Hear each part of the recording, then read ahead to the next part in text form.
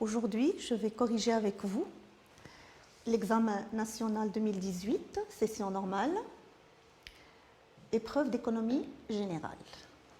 Nous allons commencer par remplir l'annexe 1 en répondant par vrai ou faux aux différentes propositions. Première proposition, sur le marché interbancaire, la Banque centrale a le monopole d'offrir des capitaux aux banques ayant un besoin de liquidité. Alors on sait que sur le marché interbancaire, les offreurs de liquidité, c'est aussi bien Banque El Maghrib que les banques excédentaires. Les banques qui ont des excédents de liquidité. Donc finalement, Banque El Maghrib n'a pas le monopole et la proposition est fausse. Deuxième proposition, pour une entreprise opérant sur un marché de monopole, le profit marginal correspondant à la quantité optimale de production est nul. La quantité optimale, c'est toujours le niveau où le coût marginal est égal à la recette marginale. Alors si je vire le coût marginal de ce côté-là, j'aurai recette marginale moins coût marginal égale à 0. Donc profit marginal égale à 0.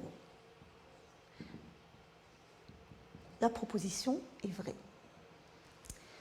Ensuite, le taux de chômage des urbains exprime la part des chômeurs urbains par rapport à la population active totale. Non, c'est faux. Pourquoi? Parce que le taux de chômage urbain, c'est la population des chômeurs urbains sur la population active âgée de 15 ans et plus urbaine fois 100. Voilà. Pour l'annexe 1. Maintenant, on va passer à l'annexe 2 qui se réfère au document numéro 1. On va au document 1.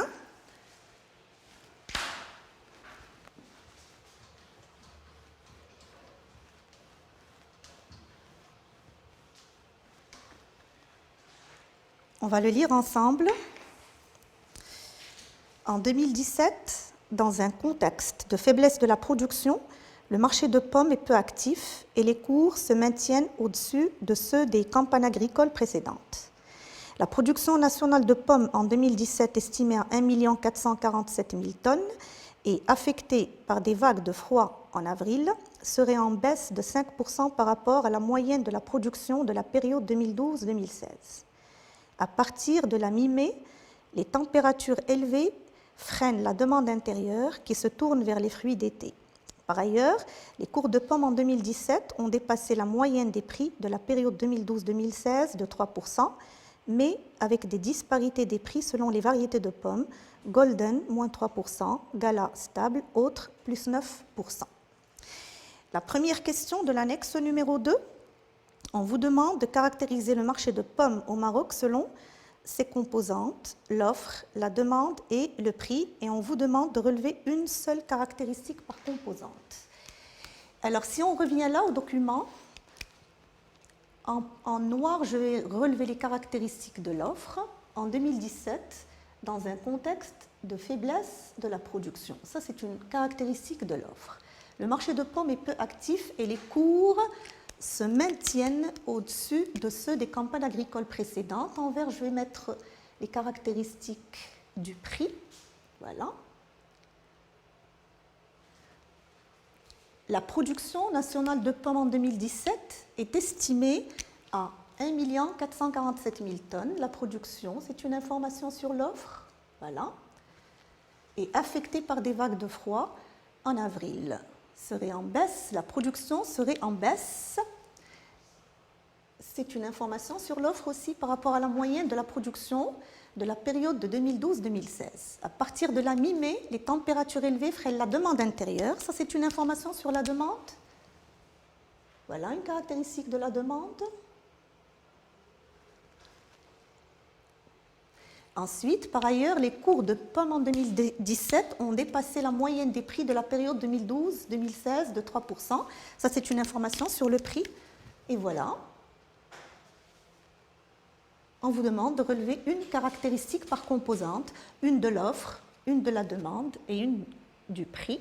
Vous avez deux caractéristiques du prix là en vert, une de la demande en rouge et 3 sur l'offre. Vous en choisissez une par caractéristique. Bien. Alors ensuite,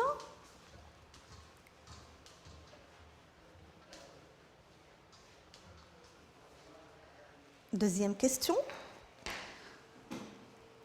Petit b de l'annexe 2. Montrer si la condition de l'homogénéité du produit est vérifiée sur le marché des pommes au Maroc. La condition d'homogénéité veut dire que les produits sont strictement identiques. Or, sur le marché de pommes, nous avons plusieurs variétés Golden, Gala et autres. Donc finalement, la condition d'homogénéité n'est pas vérifiée. Donc on va répondre par non, elle n'est pas vérifiée parce qu'il existe plusieurs variétés de pommes. La question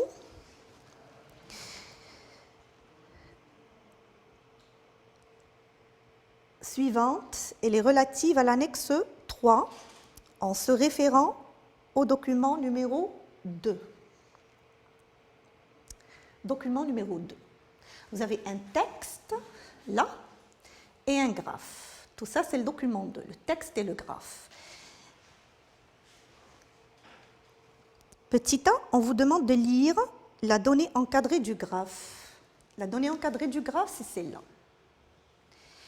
Et là, cette courbe, elle concerne quoi?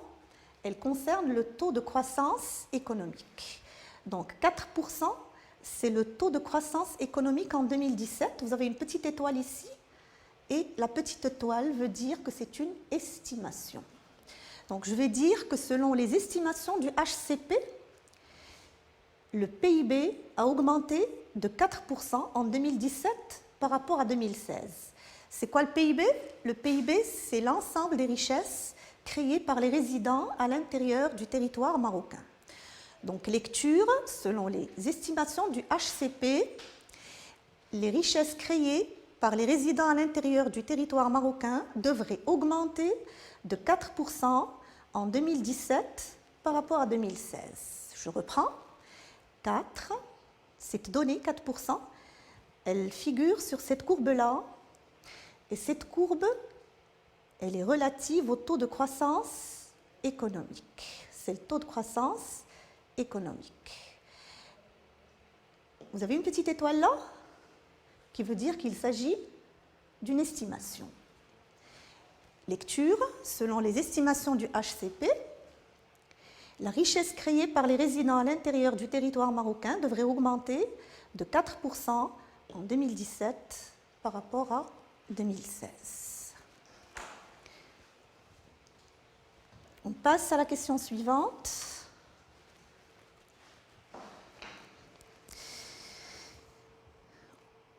A2. On vous demande de relever un passage qui fait allusion à la faiblesse de l'effet multiplicateur keynésien au Maroc. L'effet multiplicateur keynésien, ça veut dire quoi? Ça veut dire que chaque fois qu'on réalise un investissement, les revenus générés sont toujours supérieurs aux capitaux investis à la base.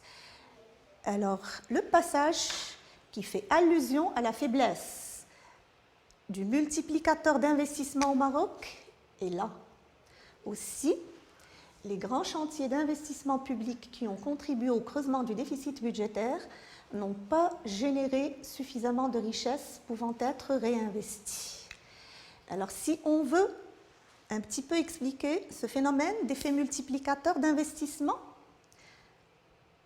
delta R, selon Keynes, est égal à K fois delta I. Le multiplicateur, c'est le coefficient K.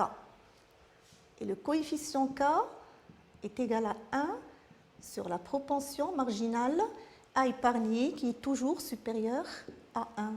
Donc chaque fois qu'on investit un capital, les revenus dégagés sont toujours supérieurs aux capitaux investis à la base. Or, au Maroc, on nous a raconté dans le document que les grands chantiers d'investissement public n'ont pas généré suffisamment de richesses pouvant être réinvesties. Voilà, ça montre que l'effet multiplicateur d'investissement est faible au Maroc. Question suivante. Expliquez le passage souligné. Alors, le passage souligné est là.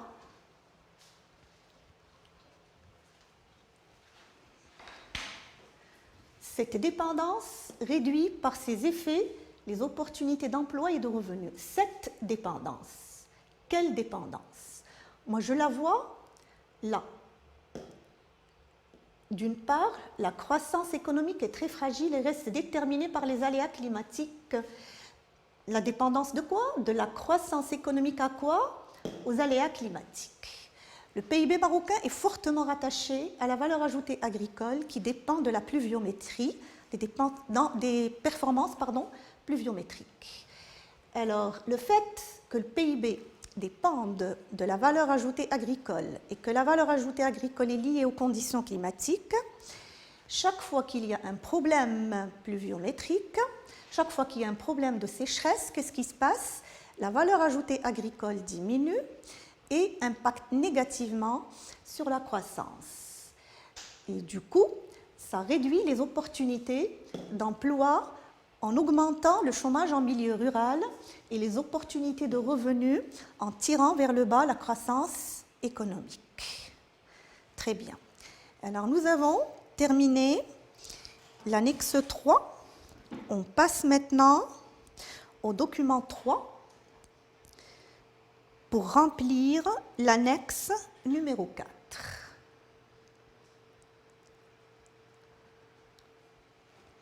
Alors, sur la base du tableau, on vous demande de calculer la demande intérieure et l'épargne nationale brute. Pour faire ces calculs, nous allons avoir besoin, on va le noter ici, du PIB, 1016,1 milliard de dirhams, la demande extérieure nette, moins 107,3 milliards de dirhams, et le taux d'épargne, 28,8%. Alors on va à l'annexe numéro 4.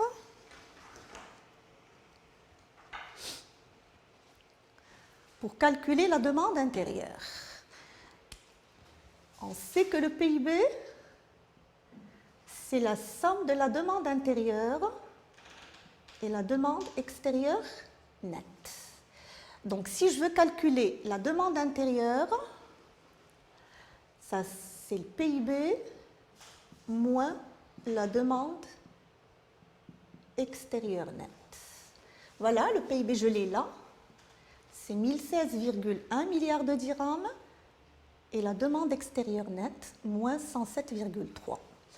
Donc, demande intérieure, c'est 1016,1 moins 107,3. Tout calcul fait. Demande intérieure égale à 1123,4. 1123,4 milliards de dirhams. Lecture. La demande intérieure, c'est quoi? C'est la DCF plus la FBCF plus la variation des stocks. Ça, c'est quoi? Ça, c'est la FBC. C'est l'investissement brut ou l'investissement national. Donc, si je veux faire ma lecture, qu'est-ce que je vais dire? La demande intérieure de consommation et d'investissement des agents résidant à l'intérieur du territoire marocain s'élève à 1123,4 milliards de dirhams en 2016. Je répète, pour faire la lecture de la demande intérieure. La demande intérieure, c'est la demande de consommation finale et c'est l'investissement brut ou national. Donc, qu'est-ce que je vais dire? La demande intérieure, c'est-à-dire la demande de consommation finale et d'investissement exprimé par les résidents à l'intérieur du territoire marocain se chiffre à 1123,4 milliards de dirhams. La demande de consommation finale et d'investissement exprimée par les agents résidents à l'intérieur du territoire marocain se chiffre à 1123,4 milliards de dirhams en 2016. Ensuite, question suivante, on demande de calculer les parts nationales brutes. Pour calculer les parts nationales brutes, je vais me servir du PIB et du taux d'épargne. Le taux d'épargne, c'est quoi? C'est l'épargne nationale brute sur le PIB fois 100. J'applique. Le taux d'épargne est là. 28,8%. L'épargne nationale brute, c'est mon inconnu, ENB. Le PIB gelé, 1116,1. Je vais multiplier par 100? Non. Pourquoi? Parce que là, j'ai mis pour 100. Donc, je ne vais pas multiplier ici par 100. Alors, je transfère le 1016 de l'autre côté de l'égalité. La division devient multiplication. Donc, 28,8% fois 1016,1, c'est le NB. Tout calcul fait.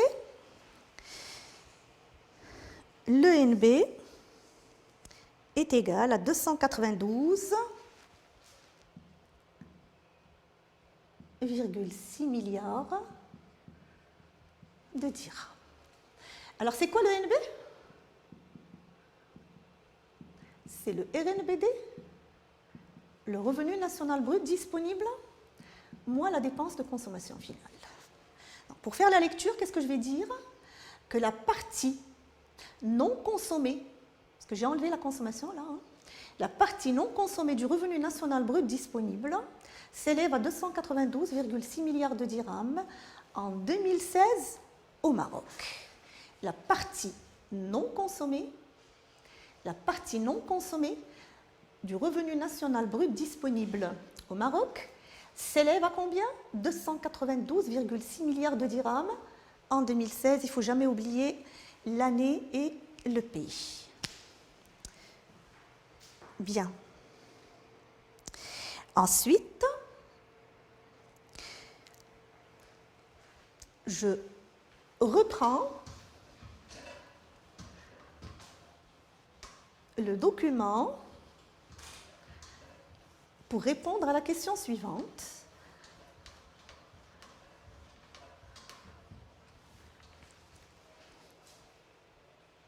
OK. Bien, maintenant, on va reprendre le document 3 pour répondre à la question petit b. On vous demande à la question petit b d'expliquer en illustrant l'évolution du besoin de financement au Maroc entre 2015 et 2016. Vous avez deux verbes d'action là, expliquer et illustrer. Qu'est-ce que je dois expliquer, illustrer? L'évolution du besoin de financement au Maroc. Là, ici, vous avez une ligne où on vous informe sur la capacité ou le besoin de financement en pourcentage du PIB. En 2016, c'était moins 2%. En 2015, pardon, c'était moins 2%. Et en 2016, moins 4,3%.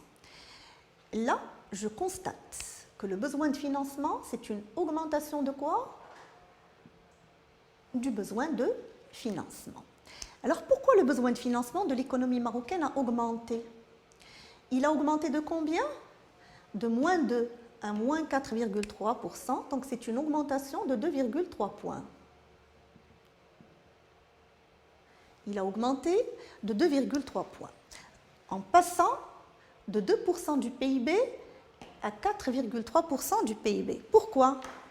Parce que remarquez là, le taux d'épargne n'a pas changé. Le taux d'épargne n'a pas changé. Voilà.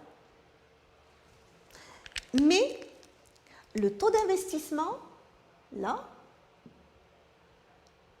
il a augmenté. Le taux d'investissement a augmenté de combien? Il a aussi augmenté de 2,3 points. Donc, ici, nous avons un creusement du besoin de financement de l'économie marocaine de 2,3 points, passant de 2% du PIB à 4,3% entre 2015 et 2016. Pourquoi? Parce que le taux d'épargne n'a pas changé, il est resté stable au niveau 28,8%, alors que le taux d'investissement a augmenté de 2,3 points, passant de 30,8% à 33,1%. Donc là, j'ai expliqué l'augmentation, le creusement du besoin de financement en illustrant par des chiffres. J'ai fait une description par les chiffres. Voilà. Question suivante, toujours sur le document 3. Préciser un effet éventuel de cette évolution du besoin de financement sur l'économie marocaine. Nous avons dit que l'économie marocaine a enregistré une aggravation du besoin de financement de 2,3 points. Conséquence directe, c'est le recours à la dette externe. Le recours à la dette externe. Bien, alors nous avons terminé l'annexe relative au document 3. On passe au document 4. Première question relative au document 4. On vous demande de lire la donnée en gras soulignée du tableau. Elle est là. La donnée en gras soulignée du tableau, il s'agit de quoi? Il s'agit du solde ordinaire. Ce solde ordinaire est comment? Il est positif. Voilà, il est positif. Et quand le solde ordinaire est positif, il est excédentaire. Ça veut dire que l'État a réalisé une épargne publique. Un solde ordinaire excédentaire, c'est une épargne publique. Lecture. Je vais dire que le projet de loi de finances 2018 au Maroc prévoit, le projet de loi de finances 2018 au Maroc prévoit une épargne publique de 11,9 milliards de dirhams. Le projet de loi de finances 2018 au Maroc prévoit une épargne publique de 11,9 milliards de dirhams. Voilà la lecture. Je passe à la question suivante et on vous demande de calculer et de lire pour 2018 le solde du budget général de l'État hors emprunt et amortissement de la dette. Le solde ordinaire,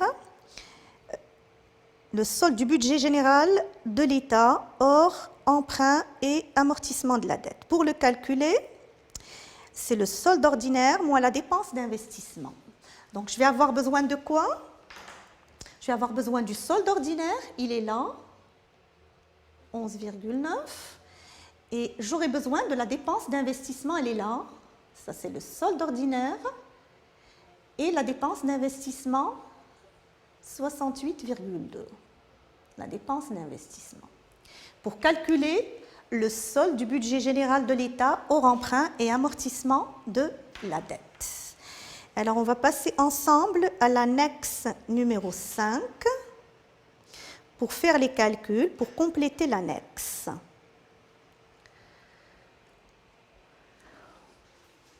Là,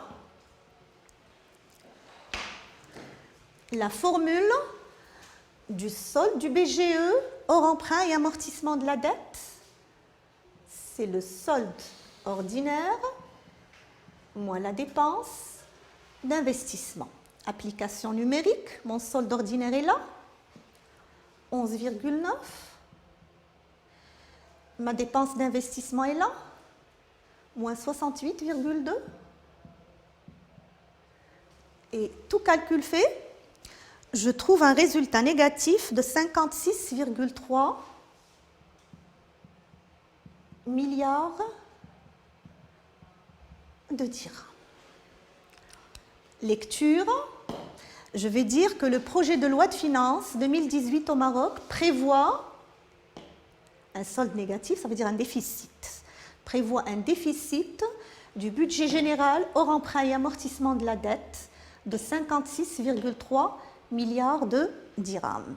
Le projet de loi de finances 2018 au Maroc prévoit un déficit, solde négatif, un déficit du budget général hors emprunt et amortissement de la dette de 56,3 milliards de dirhams.